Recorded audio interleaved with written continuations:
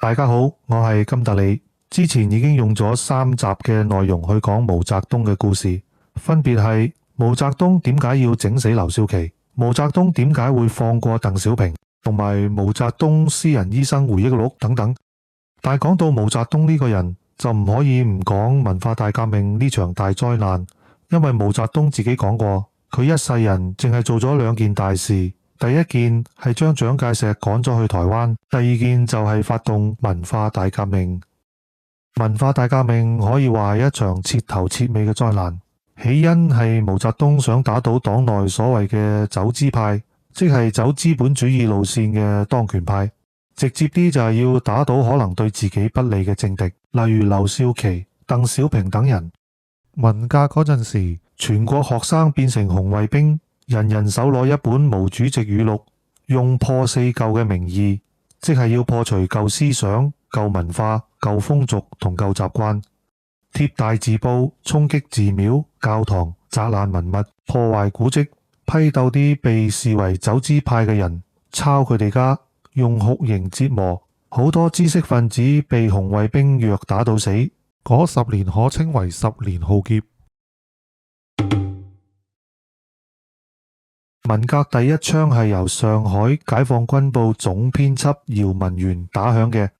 1965年11月10號，上海文匯報登咗姚文元一篇評新編歷史劇《海瑞罷官》，篇文點名批評海瑞罷官嘅作者吳嫻。吳嫻以前係大學教授，當時係北京市副市長。姚文元質疑吳嫻呢套劇係想幫彭德懷翻案。1966年5月16號，中央政治局會議通過516通知，成立咗文化革命小組，陳伯達做組長，江青做副組長，康生做顧問。516通知係發動文化大革命嘅綱領性文件。從此，中共黨內有2個中央，一個係1956年中共8大成立嘅中央，由劉少奇主持日常工作。另一個係毛澤東喺上海發起嘅中央文革小組，呢個亦都係毛講嘅資產階級司令部同無產階級司令部。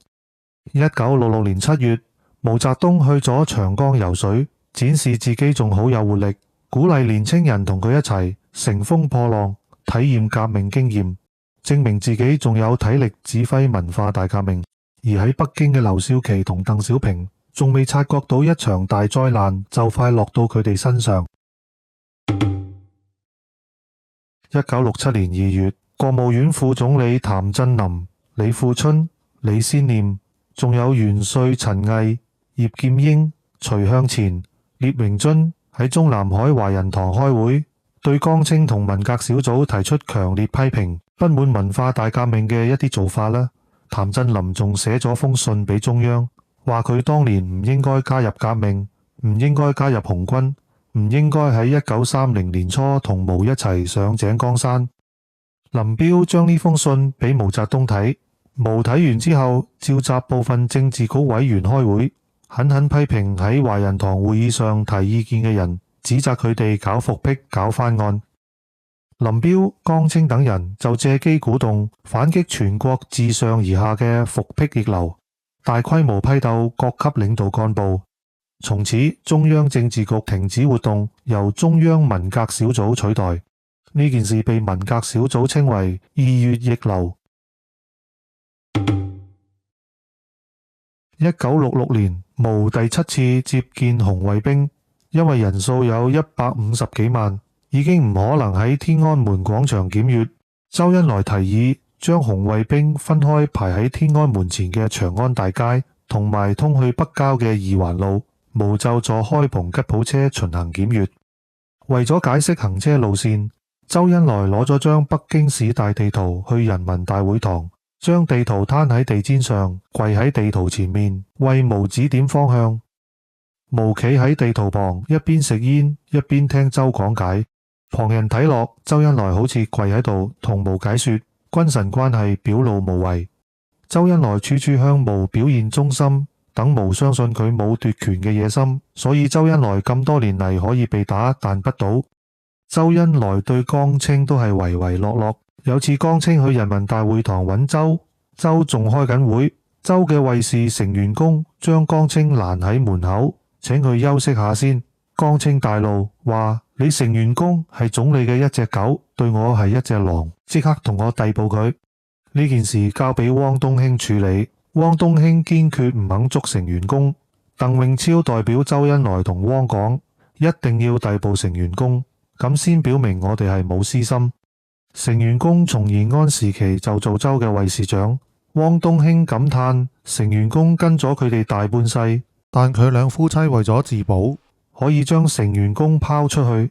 後來成員工被下放去江西勞改，睇住身邊嘅同僚一個個倒下，周恩來對毛處處小心翼翼，好驚毛突然反面，自己就命仔不保。林彪有次當住汪東興面批評周，話佢好似個老當差，無論邊個做領導，周都會不恭不敬，唯命是從。呢個就係周恩來多年喺共產黨生存之道。有啲人覺得周恩來對毛澤東嘅胡亂統治起到緩衝作用，冇咗周事情會更加差。但事實係周為咗保護自己，完全順從毛嘅意志，甚至對其他人落井下石。喺一次大型紅衛兵檢閱儀式上面，毛澤東接見咗紅衛兵領袖宋彬彬。宋彬彬為毛澤東戴上繡住紅衛兵3個字嘅袖章。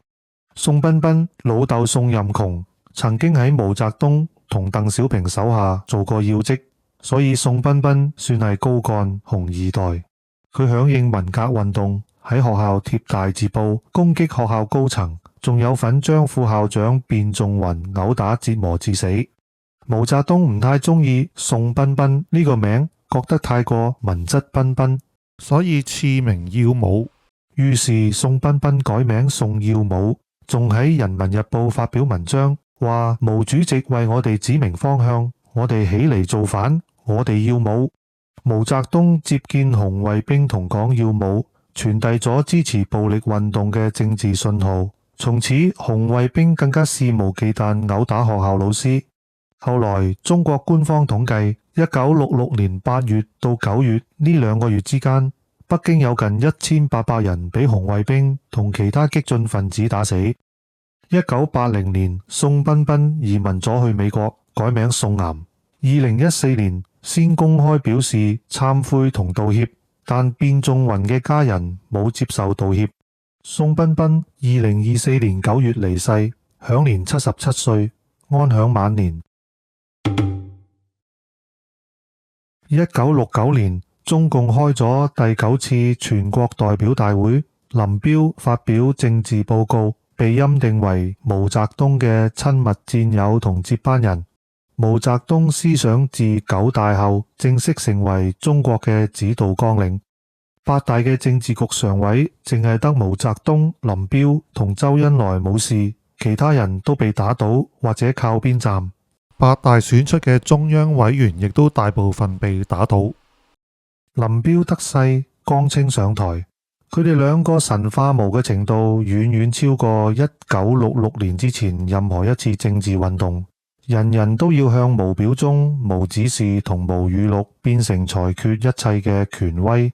中國人民從此弱智化，失去獨立思考，跟住中央指示批鬥任何人，包括親人、朋友、老師，只要扣上走資派反革命嘅帽子，就可以為所欲為，用暴力對待。文革嘅餘毒，直到而家喺中國都仲陰魂不散，隨時被利用。林彪喺1970年召開嘅9大二中全會，主張重設國家主席一職，犯咗同劉少奇一樣嘅政治錯誤，以為中國可以有2個主席。喺毛眼中，想同佢平起平坐就係犯上作亂。之後毛澤東同林彪之間嘅隔閡越嚟越深，加上江青煽風點火，挑撥離間，林彪開始擔心自己會步劉少奇嘅後塵。